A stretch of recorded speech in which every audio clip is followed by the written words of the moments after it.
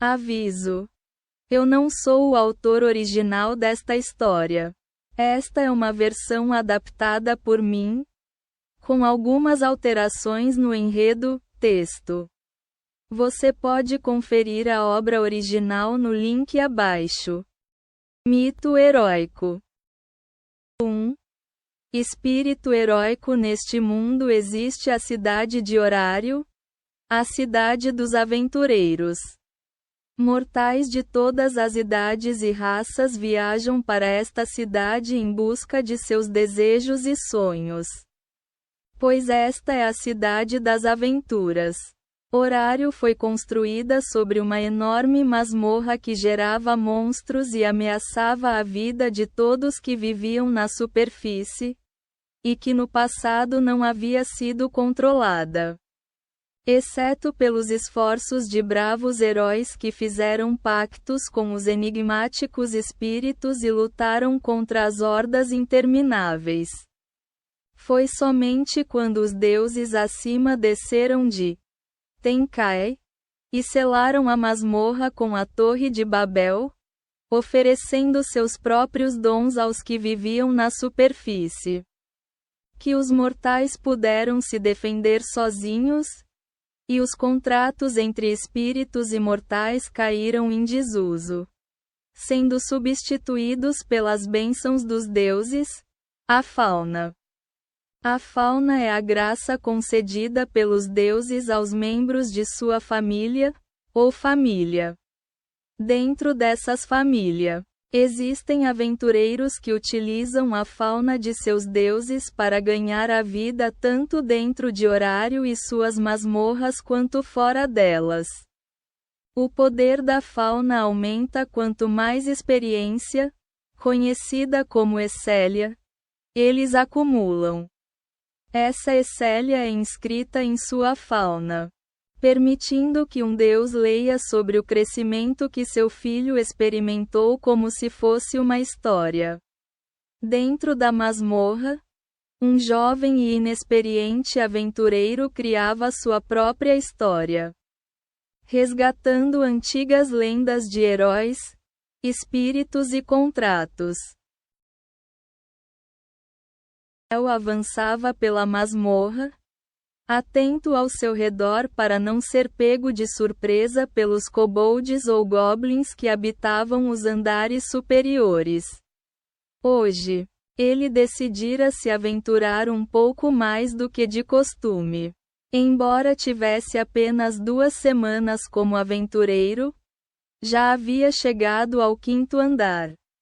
Segundo sua conselheira da guilda, Eina Tully, a maioria dos aventureiros novatos se limitava aos 2 primeiros andares e não prosseguia sem preparação prévia.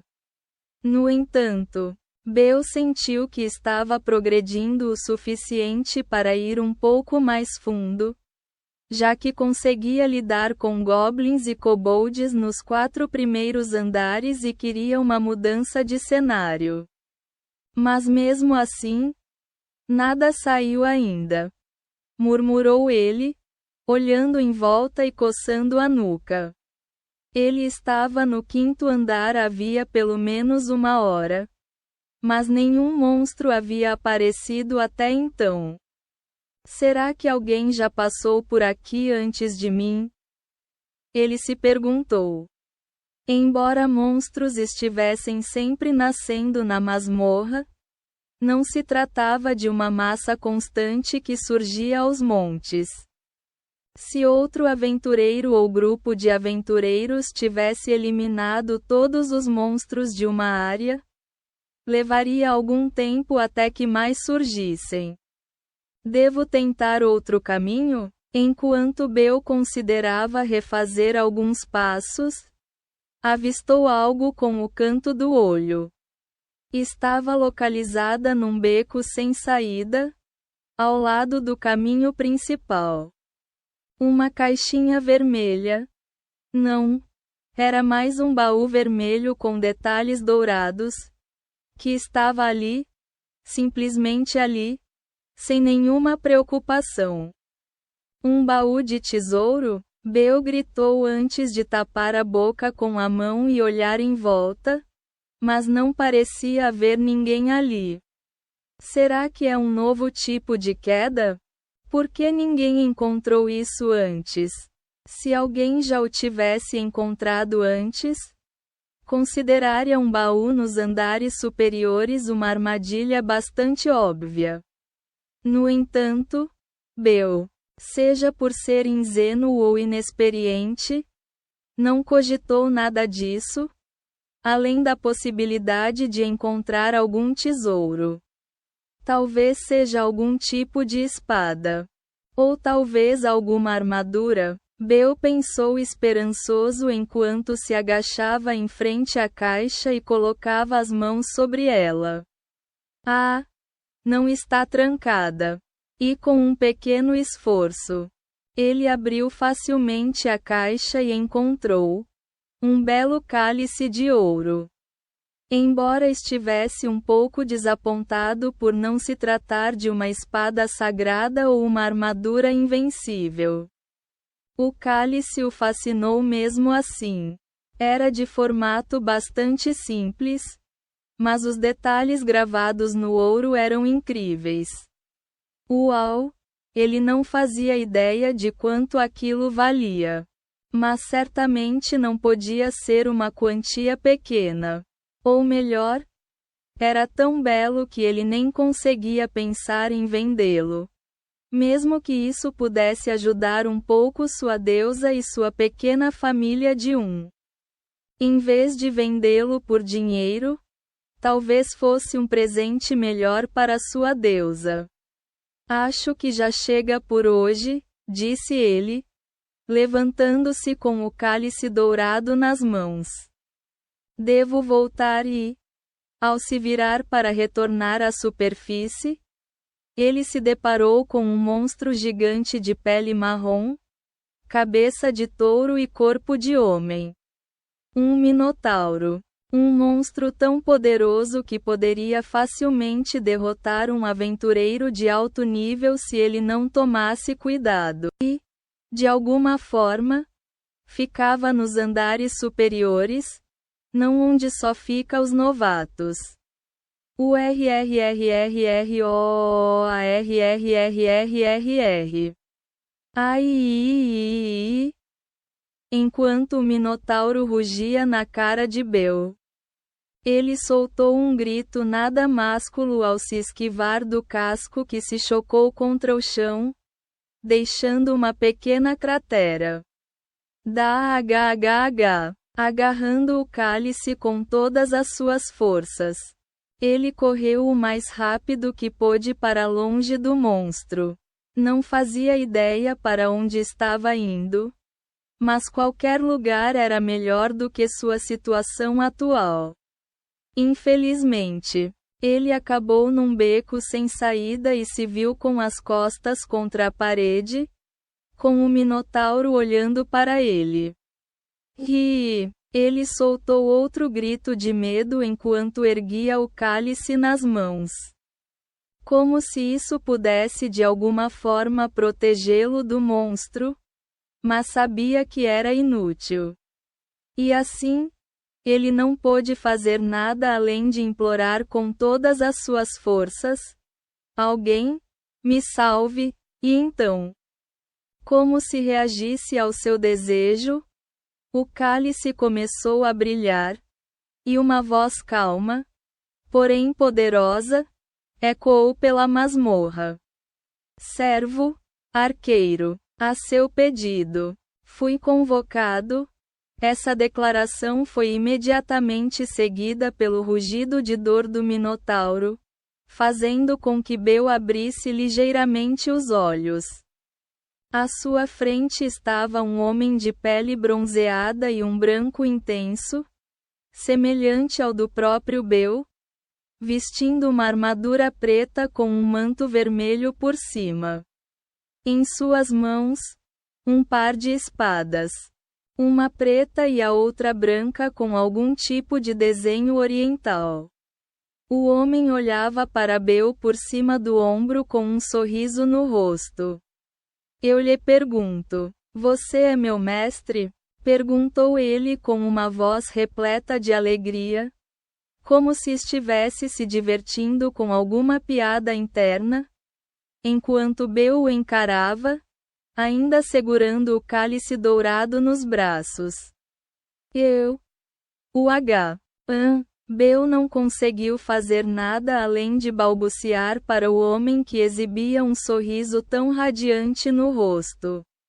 Você parece estar se metendo em algo muito maior do que pode lidar, disse o homem. Virando-se para encarar o Minotauro, que segurava um toco de braço ensanguentado. Aguente firme enquanto eu acabo com esse cara. Com velocidades muito superiores a qualquer coisa que Bel pudesse alcançar, o homem lançou-se para a frente como uma flecha em direção ao Minotauro. O monstro rugiu numa mistura sangrenta de dor e fúria enquanto o atacava com o braço que lhe restava.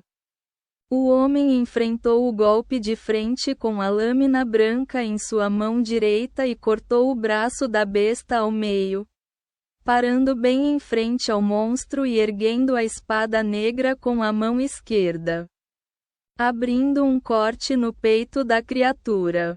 Com esses dois golpes, o Minotauro caiu para trás com um gorgolejo fraco, aterrissando no chão da masmorra com um baque surdo ao se dissolver em névoa negra. O monstro que Bel nem sequer conseguia tocar foi derrotado num instante.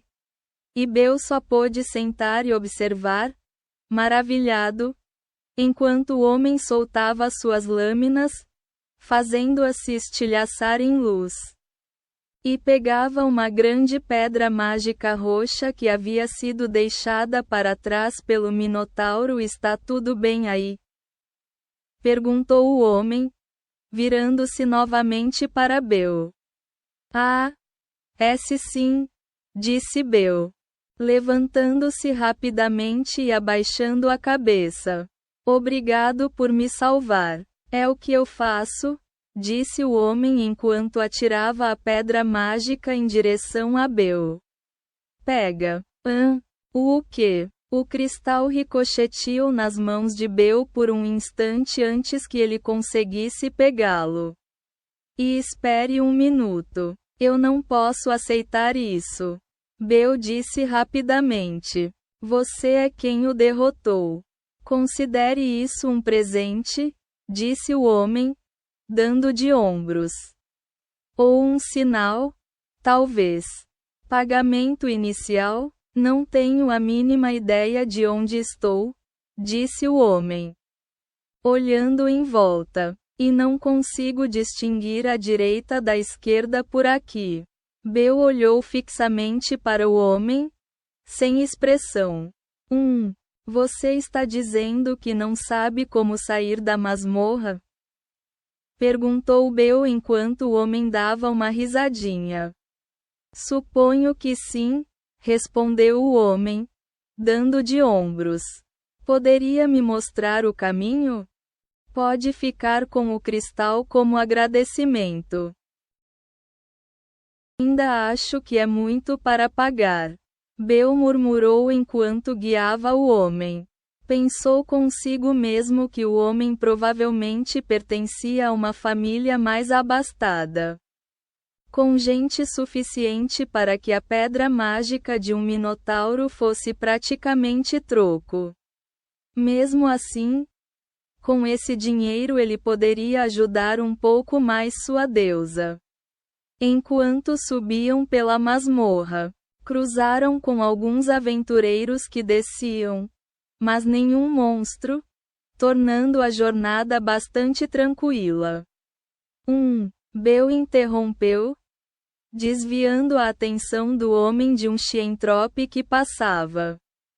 Se não for incômodo, posso saber seu nome?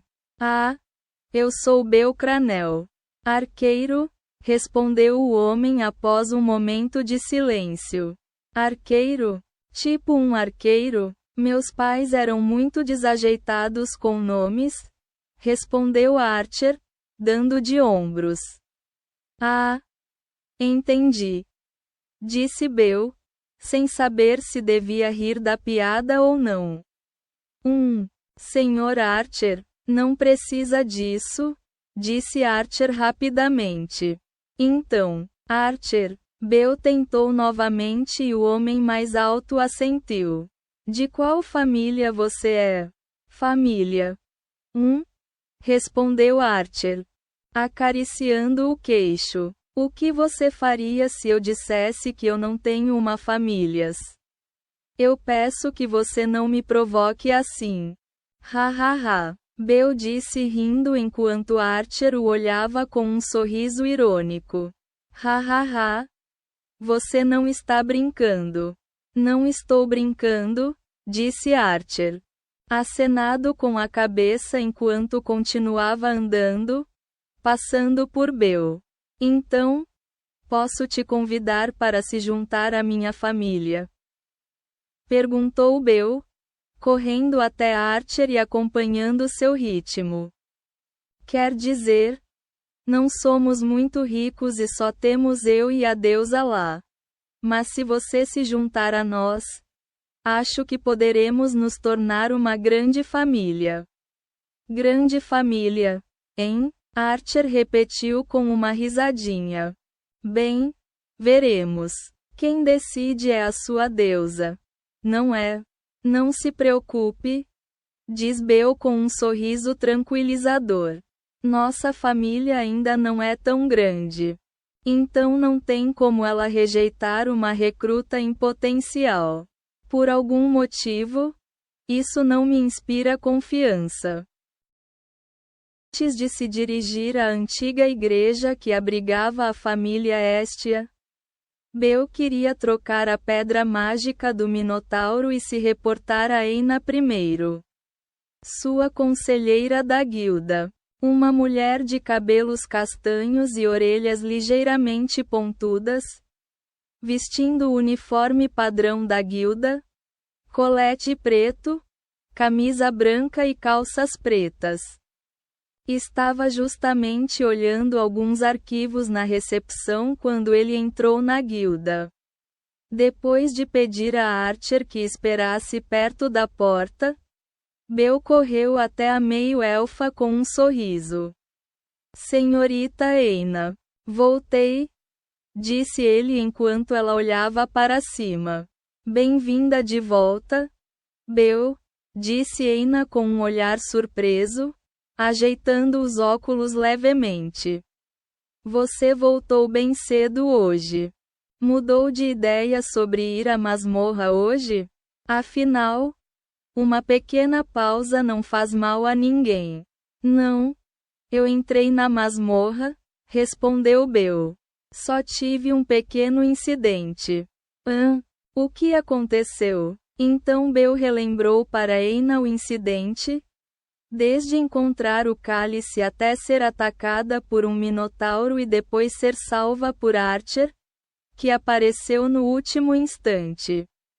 Deixando de lado o fato de você ter encontrado um minotauro, um monstro dos andares intermediários, nos andares superiores. Eina começou, esfregando a testa. Quantas vezes eu preciso te dizer que um aventureiro não deve se aventurar? Você precisa estar devidamente preparado para explorar os andares inferiores se sim, disse Bill, sentindo-se um pouco envergonhado. Ele realmente tentara se aventurar mais fundo na masmorra na esperança de encontrar uma garota bonita que pudesse salvar. Mas isso foi no passado. Ele ainda queria salvar pessoas.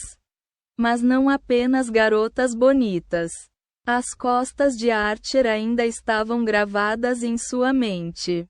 Firme, forte, orgulhoso e inabalável diante do perigo. Como uma muralha invencível que protegeria todos que estivessem atrás dele. E embora ele achasse um pouco rude, sentia que qualquer garota se apaixonaria por isso imediatamente. Bill também queria ser alguém assim, embora a ideia de proteger garotas agora fosse secundária.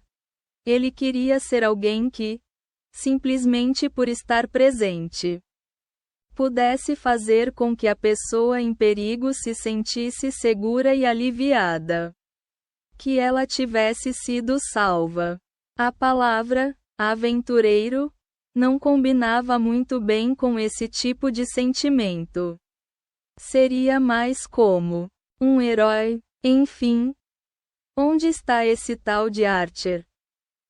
Perguntou Eina, tirando Bill de seus pensamentos. Bill acenou na direção da porta onde Archer estava encostado na parede com os braços cruzados. Ao vê-lo, Archer se afastou da parede e caminhou até lá. O que foi? Perguntou Archer, olhando de Bill para Eina. Olá, senhorita. A senhora é a conselheira da guilda de Cranel? Prazer em conhecê-lo, Sr. Archer. Meu nome é Eina Tully, disse Eina com uma leve reverência. Antes de mais nada, gostaria de agradecer a Bill Cranel por ter ajudado na masmorra. Archer acenou com a cabeça em sinal de que aceitava os agradecimentos e que ela podia continuar. Gostaria também de lhe informar, visto que parece ser um recém-chegado à cidade, que embora nada impeça a entrada na masmorra, você não poderá trocar pedras mágicas por vales até se registrar na guilda. Entendi, Archer assentiu. Desculpe pelo incômodo. Tudo bem se você entender, disse Eina. Enquanto tirava uma pasta grande e a colocava no balcão com um baque alto, fazendo Archer dar um passo para trás. Aqui estão todos os materiais necessários para ler, assinar e entregar à guilda. A propósito, a qual família você pertence? Archer respondeu apontando o dedo para Bill.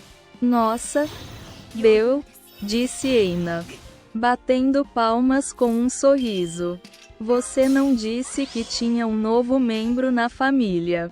Bem, ainda não é oficial, respondeu Bill, coçando a nuca. Ainda não nos encontramos com Lady Estia para lhe dar as boas-vindas. Então não vou te reter mais, Eina assentiu. Ah, e não se esqueça de trocar as pedras mágicas que você coletou antes de ir embora. Entendi. Vamos lá, Archer.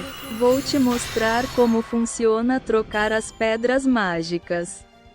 Após trocar as pedras mágicas, sendo que a pedra do Minotauro rendeu a Bill mais dinheiro do que ele jamais havia ganho em suas 2 semanas como aventureiro. Ele guiou Archer até a casa de sua família. Não é muita coisa, já que somos meio pobres, admitiu Bill enquanto os dois estavam em frente a uma igreja bastante decadente, onde as paredes estavam desmoronando e a estátua da deusa no teto estava repleta de buracos. Mas é bem confortável. Pelo menos temos água encanada e uma cozinha. Archer observava a fachada da igreja em ruínas com um olhar que Bill não conseguia decifrar. Para o jovem de cabelos brancos, aquele era o seu lar. O começo de sua jornada. Para o espírito heróico, era um déjà vu desconfortável. Só o fato de ter um teto já me basta, disse Archer com uma voz desprovida de emoção, enquanto seguia Bill para dentro. O som das botas de Archer contra o chão de pedra era pesado. Ao passarem pelos bancos quebrados e cobertos de poeira, a mente dele viajou para longe de horário.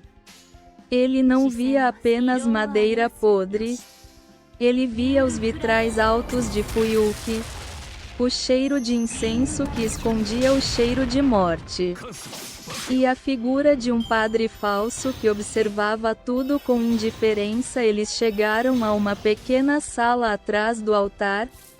Tinha uma porta ali e o Beu abriu a porta e anunciou sua presença. Eles desceram uma escada. Deusa, cheguei em casa. Ao ser chamado, uma pessoa que estava esparramada no sofá se senta. Beu, bem-vinda de volta. Uma garota baixinha com o cabelo preso em duas tranças, vestindo um vestido branco com uma fita amarrada nos braços, cruzando a frente do corpo. Você voltou mais cedo hoje. E quem está com você? Deusa, este é Archer. Ele disse que quer se juntar à nossa família. Beu respondeu animadamente. Sério? Gritou a deusa Estia, saltando do sofá e correndo até ficar na frente de Archer. Você realmente quer se juntar à minha família? Sim. Se me permite, deusa Estia, respondeu Archer com um aceno de cabeça. Viva! Exclamou Estia, antes de pegar Archer pela mão e puxá-lo para a cama de solteiro no quarto. Agora, tire a camisa, deite-se na cama e eu lhe darei a minha bênção. Com uma expressão um tanto confusa, Archer fez o que lhe foi dito, tirando o manto e a camiseta e deitando-se na cama, com as pernas para fora da beirada. Rorô, mesmo sem uma bênção. Você cuidou bem do seu corpo, não é, senhor? Archer, disse Estia enquanto subia em suas costas com uma faca de prata na mão. Suponho que sim, disse Archer, dando de ombros e balançando Estia levemente. Hehe, você tem muito o que recuperar. Beu, brincou Estia enquanto Beu soltava uma risadinha. Tudo bem? Agora fique parado. Isso pode fazer um pouco de cócegas. Estia então picou o dedo com a faca e, em seguida, traçou o sangue nas costas de Archer. Feito isso, Estia colocou um pedaço de pergaminho nas costas dele, onde havia traçado o dedo, e o puxou de volta, deixando várias palavras e números impressos. Estia virou o pergaminho para si e franziu ligeiramente a testa. Ei, arqueiro, começou Estia, saltando das costas de Arqueiro e aproximando o pergaminho do rosto dele. Há algum motivo para você não ter nos dito seu nome verdadeiro? Beokun, você é o melhor filho que uma deusa poderia ter.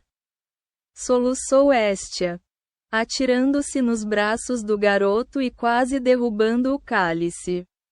Sinto muito eu não poder ajudar muito. Não.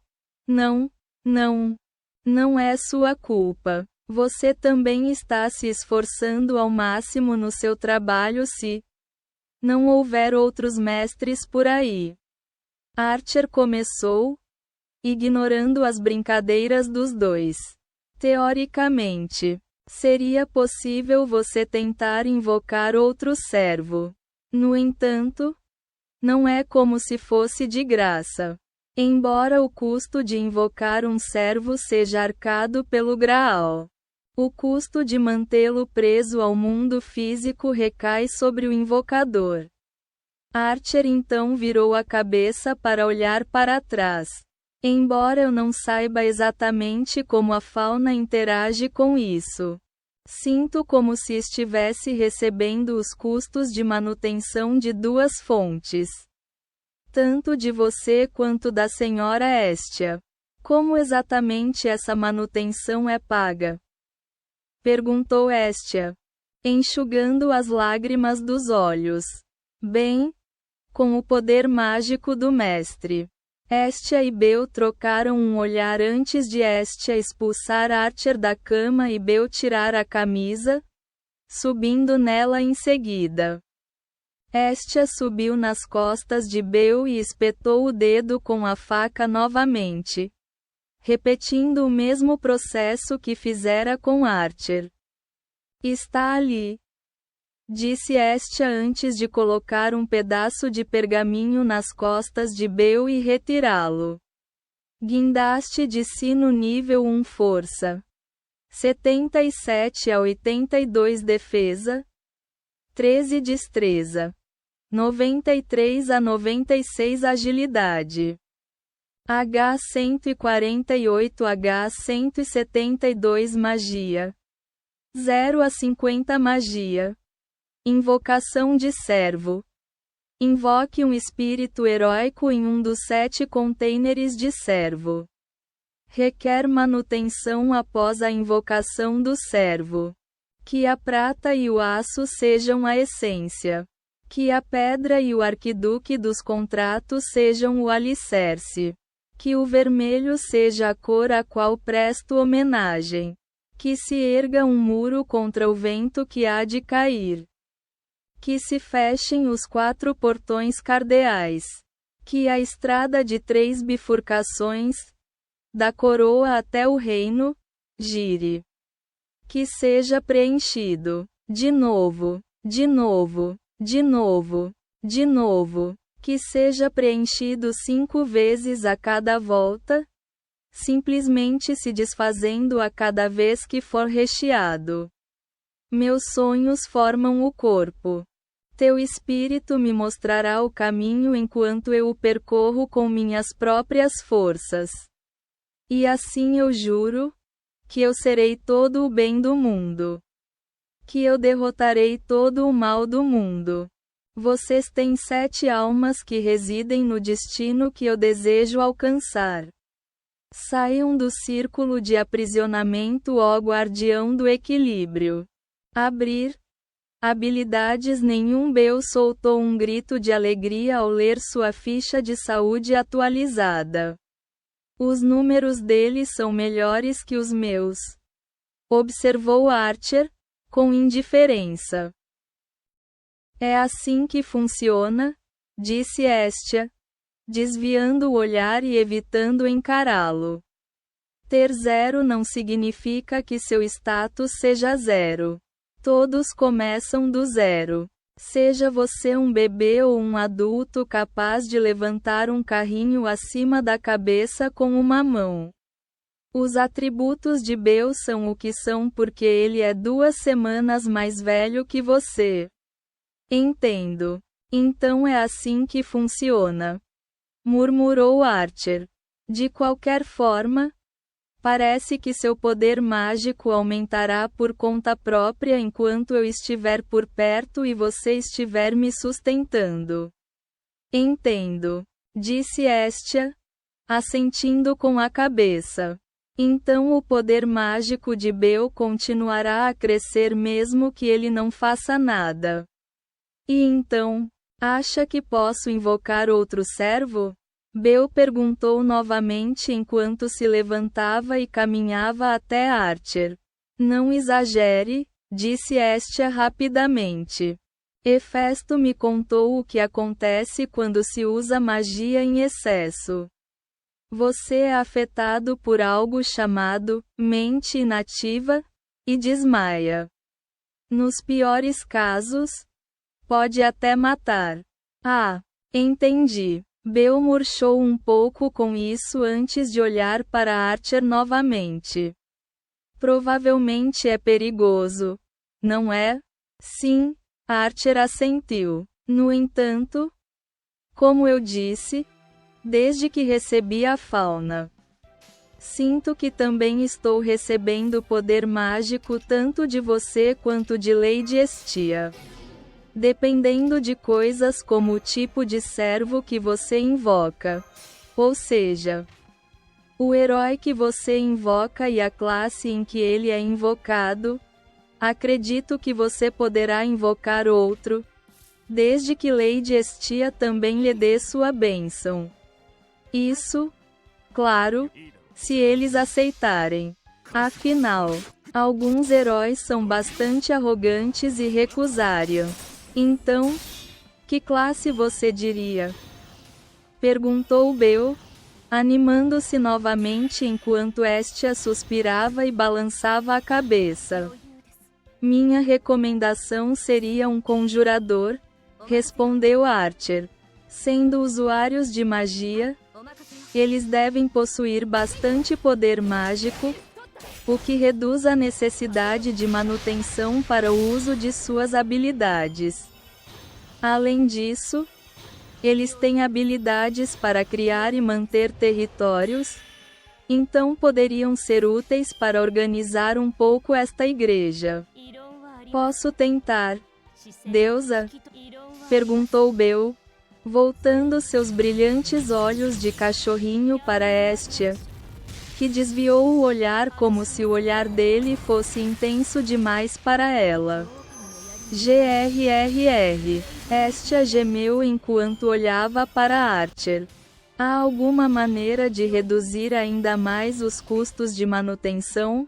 Se eu fizer isso, Archer começou, antes de desaparecer de vista, fazendo com que ambos se assustassem. Archer, Bel chamou, acenado com a mão para o lugar onde Archer estivera, mas não tocou em nada além de ar. Onde você está? Por aqui. Tanto Bel quanto Estia se viraram para ver que Archer estava acomodado no sofá, com seus longos braços apoiados no encosto e uma perna sobre a outra. Desmaterialização, disse Archer. A maioria dos servos consegue fazer isso. Isso desloca temporariamente nossos corpos do plano físico, onde não podemos interagir com nada, mas ajuda a reduzir o custo. Se for demais para Bel, eu ficarei assim por um tempo até que ele consiga lidar com isso. Mumu. Estia parecia relutante em deixar Bel correr tal risco, mas ao mesmo tempo não queria negar ao primeiro membro de sua família algo que só ajudaria a família a crescer. Tudo bem, mas se ele desmaiar, você vai se desmaterializar imediatamente. Entendeu? Obrigado, deusa, disse Bel, pegando o cálice novamente e olhando ao redor. Então, como eu. Sigam-me, disse Archer, pegando o cálice das mãos de Bel e subindo as escadas, com os dois o seguindo. No altar da igreja, Archer começou a esculpir um estranho círculo mágico na madeira. Enquanto trabalhava, o som da madeira sendo esculpida, um chink-chink rítmico, era o único ruído a quebrar o silêncio sepulcral. Bel, olhe para a sua mão, ordenou Archer. Sem desviar os olhos do trabalho, Bel ficou confuso por um segundo antes de tirar a luva e ver que ao puxar a luva, o garoto arregalou os olhos. Na forma de uma chama composta por 3 linhas. 3 vermelhas, vívidas como sangue fresco e brilhantes como brasas, adornavam o dorso de sua mão esquerda. O desenho lembrava uma chama estilizada, composta por 3 linhas entrelaçadas que pareciam pulsar em sincronia com seu coração. Feitiços de comando, Archer disse, sem desviar o olhar do círculo que agora brilhava com uma luz azulada tênue. 3 ordens absolutas. A cristalização do seu direito de ser um mestre. Se podiam ser usados para dar a um servo uma ordem absoluta que não podia ser desobedecida, até mesmo para o servo tirar a própria vida, se necessário, e eram muito valiosas, pois significavam que o servo pensaria 2 vezes antes de traí-lo. Não quero obrigar ninguém a fazer uma coisa dessas. Bill murmurou enquanto Archer dava de ombros. Considere isso uma espécie de seguro, respondeu Archer. Não é como se essa fosse a única maneira de usá-lo. Pode ser usado como um reforço para permitir que um servo lance uma magia imediatamente ou para que ele se teletransporte para o seu lado se você estiver em perigo. Se for uma ordem com a qual você e o servo concordam, como derrote aquele monstro, o servo receberá um aumento de poder enquanto luta contra o monstro que você ordenou. Quanto mais específico o comando, mais poderoso será o feitiço. Entendo. Que bom então, disse Bill, parecendo um pouco mais aliviado por não ser apenas uma ferramenta para ordenar que alguém se suicidasse. Está feito, disse Archer, levantando-se e colocando o cálice no pedestal à beira do altar. Agora recite seu encantamento claramente ao lado do círculo e um servo deverá aparecer.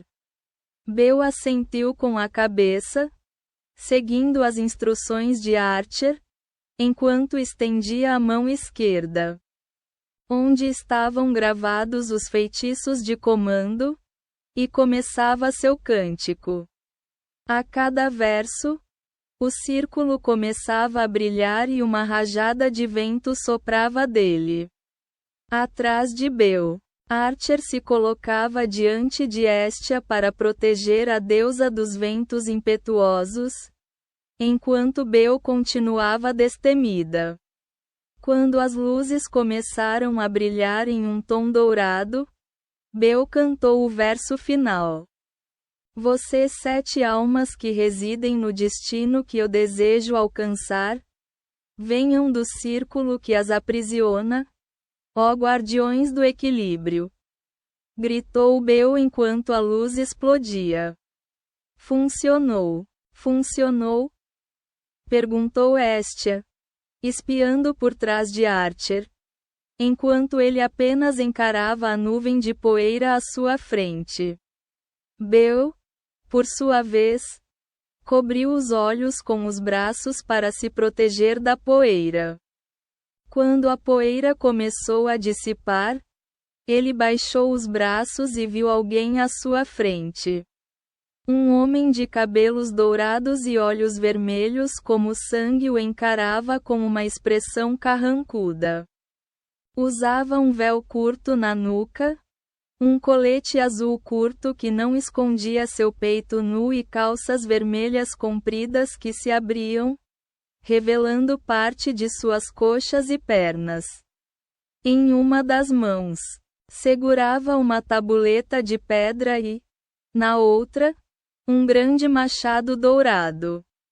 Servo, conjurador, declarou o homem. Gilgamesh de Uruk veio por sua causa, vira-lata.